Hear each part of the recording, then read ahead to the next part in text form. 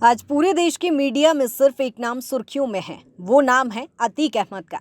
आइए आपको बताते हैं कि वो कौन से घटनाक्रम और वाक्य रहे जिनके चलते अतीक अहमद इतना नाम सुर्खियों में है।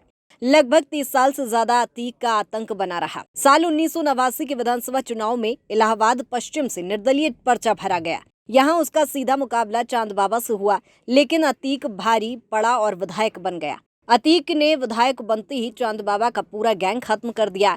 इतना ही नहीं, चांद बाबा की भी हत्या कर दी गई। जाहिर है आरोप अतीक पर ही लगा। इसके बाद अतीक का खौफ इलाहाबाद से लेकर पूरे पूर्वांचल तक फैल गया। 1991 और 1993 में भी अतीक इलाहाबाद पश्चिम से निर्दलीय विधायक चुना गया। 1995 के बहुचर्चित गेस्ट हाउस कांड की, जिसमें भी अतीक अहमद का नाम आया और इनाम में से उसे 1996 में सपा टिकट मिला और जीत भी मिली। साल 2002 में भी इलाहाबाद पश्चिम सीट से अतीक 5वीं बार विधायक बना और 2004 के लोकसभा चुनाव में अतीक अहमद ने सपा की टिकट पर इलाहाबाद की फूलपुर सीट से चुनाव लड़ा और जीता भी। अपनी विधानसभा सीट पर अतीक ने अपने छोटे भाई अशरफ को चुनाव लड़ाया, लेकिन अशरफ के खिलाफ बसपा ने राजू पाल को मैदान में उतारा और राजू पाल 4000 वोटों से जीत भी गया। आरोप है कि हार अतीक को बर्दाश्त नहीं हुई और 1 महीने में ही राजू पाल के ऑफिस के पास बम फेंका, फायरिंग भी की। हमले में राजू पाल बच गया। आरोप है कि 25 जनवरी 2005 में तीसरी बार जब अतीक ने राजू पर हमला किया, राजू 19 गोलियों से छलनी हो चुका। राजू की मौत हो गई। साल 2007 में यूपी में मायावती का राज कायम हुआ। इस बीच सपा ने भी अतीक से पल्ला झाड़ लिया। मायावती ने अतीक को मोस्ट वांटेड घोषित कर ऑपरेशन अतीक शुरू किया। 1986 से 2007 के दौरान के 1 दर्जन से ज्यादा मामले अतीक पर गैंगस्टर एक्ट के तहत दर्ज किए गए। उसके सिर पर 20,000 का इनाम रखा गया।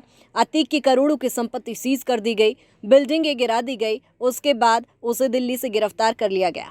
साल 2012 में विधानसभा चुनाव लड़ने के लिए उसने अपना दल से पर्चा भरा। इलाहाबाद हाईकोर्ट में बेल की अर्जी दी। अब तक अतीक के आतंक का आलम यह था कि हाईकोर्ट के 10 जजों ने एक एक करके केस की सुनवाई से ही खुद को अलग कर लिया था।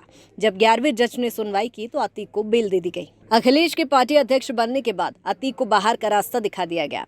इस बीच हाईकोर्ट ने एक पुराने मामले में सख्ती दिखाते हुए पुलिस को फटकार लगाई और अतीक को गिरफ्तार करने का आदेश दिया।